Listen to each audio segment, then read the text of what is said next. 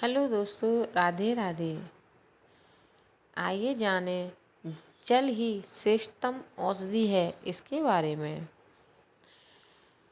दृष्टा ऋषि ने वेद में कहे गए जल के गुण और लाभ को जानकर उसकी स्तुति की है और उसके बारे में बताया है।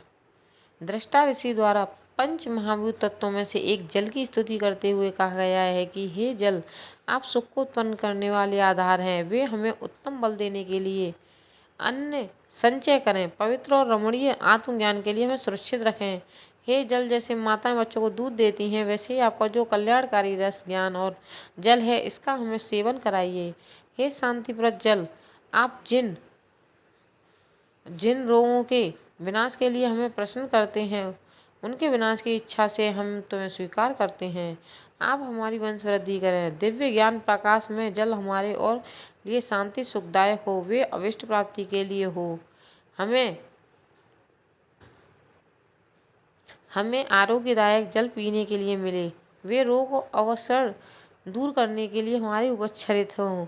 जल अविलिसित वस्तुओं के स्वामी हैं। वे ही रोग निवारण आरोग्य करने में समर्थ हैं। वे ही प्राणी मात्र को बसाने वाले हैं। मैं उनसे औषधि की प्रार्थना करती हूँ। जल में सब औषधियाँ और जगत को सुख देने वाला अग्निवीय है, यह सोम ने मुझसे कहा। दृष्टा ऋषि ने जल को सृष्टि की श्रेष्ठतम ऋषियों औषधियों में से एक मानकर उसकी स्तुति की। आगम निगम दोनों ग्रंथों में भी जल को ही जीवन बताया गया है। आयुर्वेद कहता है कि अगर प्रतिदिन सूर्योदय से पहले 8 अंजलि जल पी लिया जाए तो मनुष्य रोग मुक्त जीवन व्यतीत करता है। भगवान शंकर का प्रथम स्थूल श्री विग्रह जल कहा गया है। धन्यवाद।